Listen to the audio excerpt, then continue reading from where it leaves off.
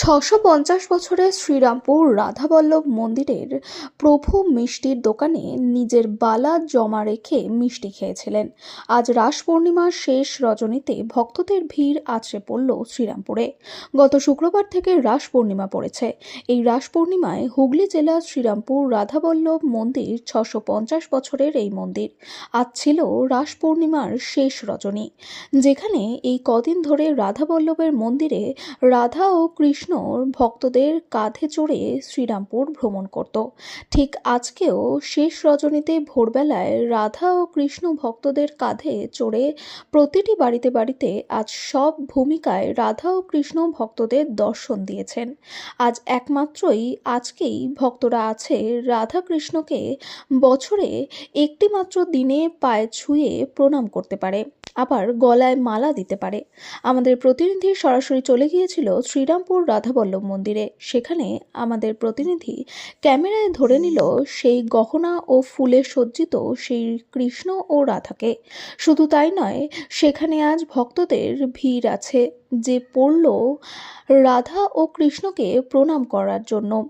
আজ যেহেতু রাস পূর্ণিমার শেষ রজনী, সেখানে আজ ভক্তদের জন্য ২৬,০০০ থেকে ৩০,০০০ ভক্তদের মহাপ্রসাদ বিলি করা হলো।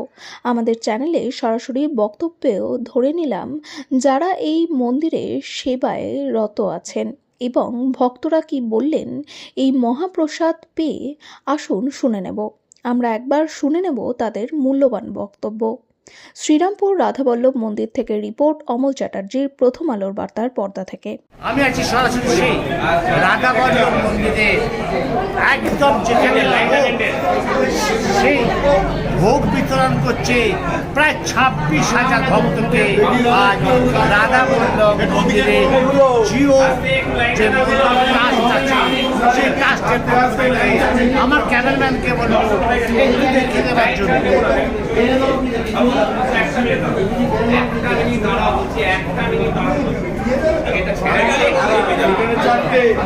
বলছি কেমন লাগছে ঠাকুরের পোশাকটা? সেই ভালো, ঠাকুরের পোশাকটা তো ভালোই লাগে না? আচ্ছা, আপনি কোথেকে আসছেন? পাশের বাড়ি আমার। আচ্ছা, আপনার নাম কি দিদি? সোমা। আপনাকে ধন্যবাদ।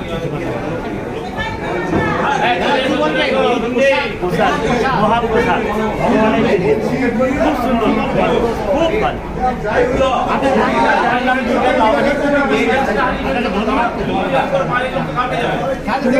মানুষ কিন্তু ভক্তরা আজ কিন্তু আপ্লুত যে মহাপ্রসাদের ভোগ পেল। কারণ মহাপ্রসাদের ভোগ পেতে গেলে একটু কষ্ট করতে হয়, সহজে সেই মহাপ্রসাদের ভোগ পাওয়া যায় না। আজ সেই আজকে হচ্ছে শেষ রজনী, শেষ রজনীতে আজ সেই ভক্তের পূজা ভগবানময়।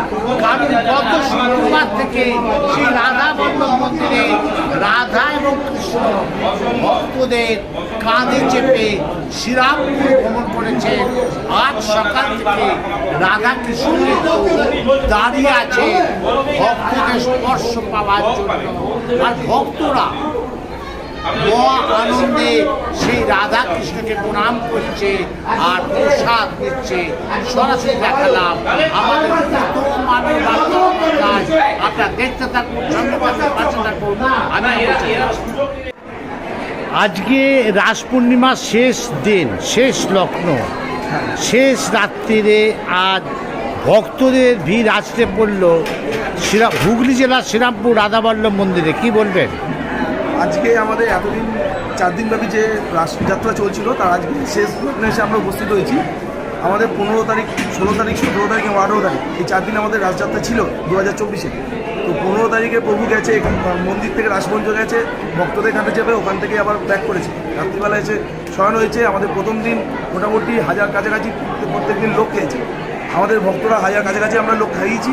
আজকে কালকে রাত্রির অবধি প্রভু ওখানে ছিলেন, কালকে রাত্রে প্রভু ছিলেন ওখানে। আজকে ভক্তদের কাছে যাবে আমার ভোরবেলা এসছেন, এসে সারাদিন ভক্তরা প্রভুকে ছুঁতে পেরেছেন। সারা বছরে কয়েকটা দিনই ছুঁতে পারেন, তার মধ্যে আজকে হচ্ছে মেন দিন। তো আজকে আমাদের রাসযাত্রার শেষ দিন। একটু পরে আমাদের প্রভু শয়ন হবে, শয়নের পর আমাদের বিরাট ভোগ শুরু হবে। আজকে বিরাট ভোগে মোটামুটি 25 থেকে 30,000 লোক খায়। আজকে আজকে আজকে রাত্রে। আজকে 25 থেকে 30,000 একদম। ভক্তরা ভোগ পাবে, তাই তো? একদম 25 থেকে 30,000 লোক খাবে এবং আপনাদের থ্রুতেই আমি সবাইকে আমন্ত্রণ জানাচ্ছি যে আমরা সবাই মিলে আসুন এবং আমাদের রাজযাত্রা আরও সফলভাবে আপনার নাম? আমার নাম রূপায়ণ ঘোষ। আপনাকে ধন্যবাদ প্রথম আলো বার্তার পর।